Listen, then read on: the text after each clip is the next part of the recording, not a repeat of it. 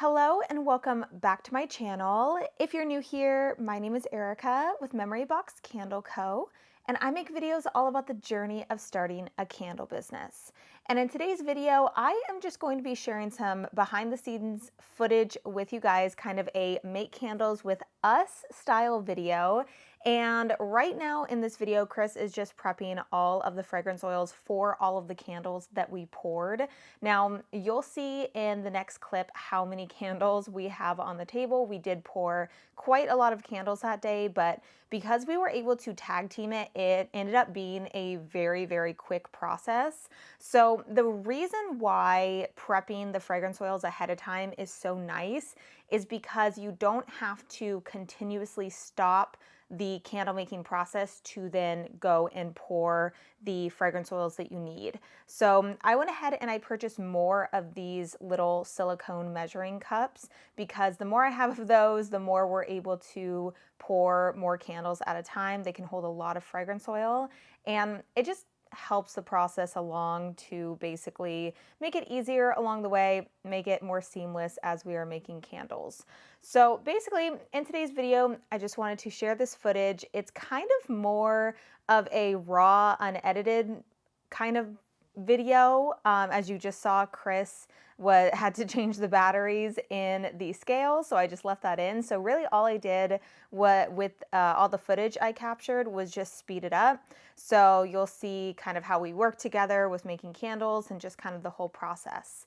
So with this video, I also did want to talk about a topic that I think will hopefully give you some motivation, some inspiration. I guess it's just like a little story, and I'm hoping that it just kind of helps you think maybe a little bit differently and think about how much opportunity really there is around us all the time, and how your day-to-day activities or hobbies or things that you naturally do, how you can try to put your candle business into that.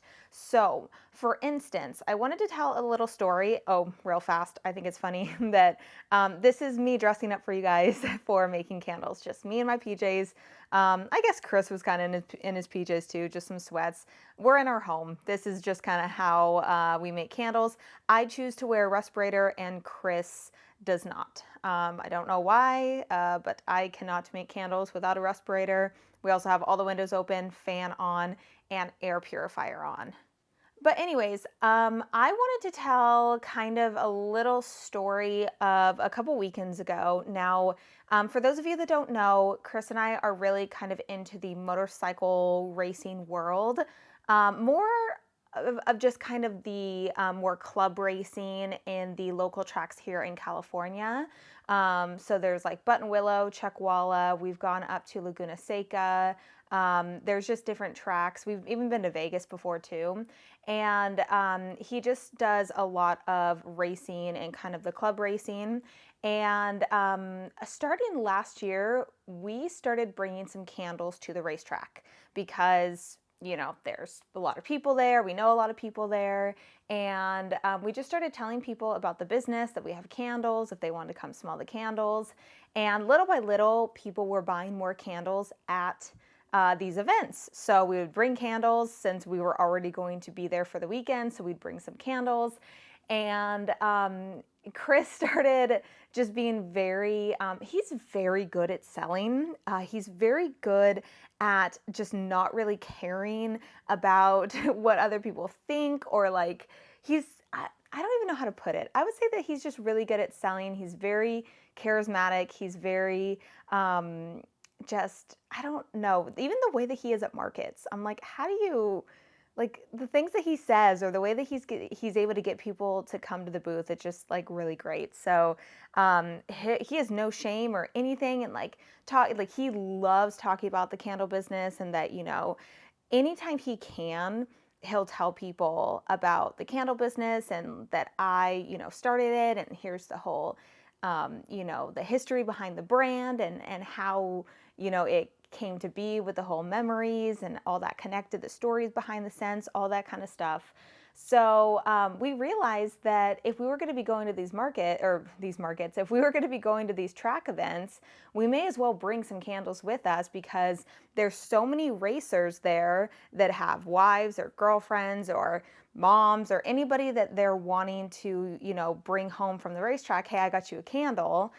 Chris will jokingly say, oh, you want to, if you can't bring your wife home a trophy, you should bring her home, a candle or something like that, just to, have some fun with it. So basically what ended up happening is a few weekends ago, Chris went to a race weekend. I stayed home, and he actually ended up having electrical problems with his motorcycle. So he was only able to race, I think he only did one race, but even then it wasn't really that great because of all the electrical problems.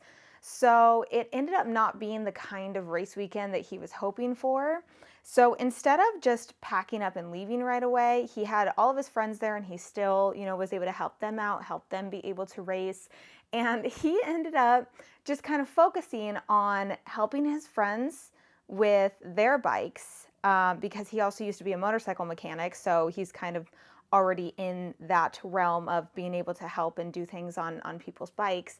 But he also took that opportunity to just sell as many candles as possible. I mean, he took a lot of candles with him. He took, gosh, I think two, like a full case of candles. So I think like 24 large candles and then a bunch of small candles. I don't know. He ended up selling like almost $500 worth of candles to the people at the racetrack.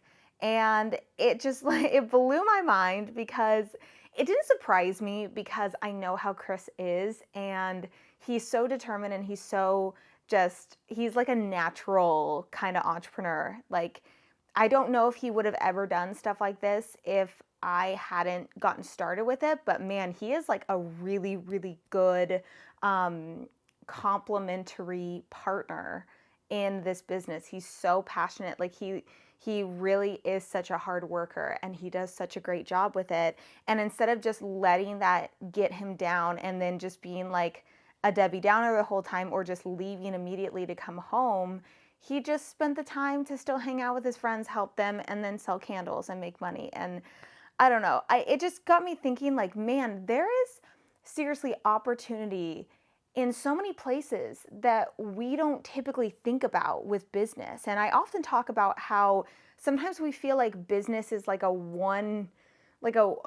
certain rule or a certain guide that you follow, that you have to hit all of these certain things in order to do well or be looked at as like a real business, or you have to do things, in certain orders. And really, it's just a matter of what is going to fit into your life and what makes the most sense.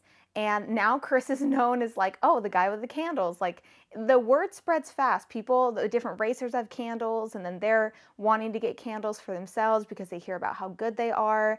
And it's really just a matter of spreading that word around. So word of mouth, I think, after being in business for 3 years, or almost 3 years, and I really do think that word of mouth is one of the strongest ways to continue to grow your business. It's free, and it's really, really powerful because you get that recommendation from somebody that you know. Hey, I got this candle, and you got to try it. Like, you got to get one of these candles. Or they'll give it to somebody as a gift, and then that person will be like, man, that candle was so good. I need to get that again. Where was that from? And I just think that that is an avenue that is really important. And if you do any kind of hobby of any kind, or you go somewhere, or you know somebody or something, like, try to think of all of your different avenues and where you could be able to put your candle business into that. And obviously, I'm not saying like be the kind of parent or whatever that's at your kid's baseball game and is going from person to person trying to sell candles. But we've had really good luck with giving away candles to people.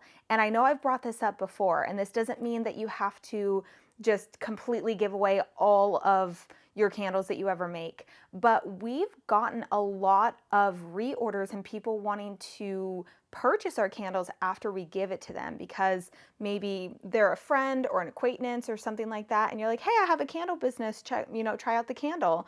And if your candle is good enough and it speaks for itself that people are like, man, I need that candle again, that's like my favorite candle, then you're going to be able to get those lifelong customers just by, getting your name out there in any way that you can, giving away your candles to people that that you think, maybe they'll want to buy some more after that. You just never know. So this is our setup. This is how we went through and poured all of these candles together. And if you're wondering, that is a piston funnel that we're using to pour it with. It just helps to not spill. And if you work with any kind of matte black jars, those are super hard to clean. But we are almost done with this video, so I'm going to wrap it up right here. If you enjoyed today's video, make sure to leave it a big thumbs up, as well as subscribe to the channel if you haven't already. Also, don't forget to follow me over on Instagram at Memory Box Candle Co. And I will see you in my next video.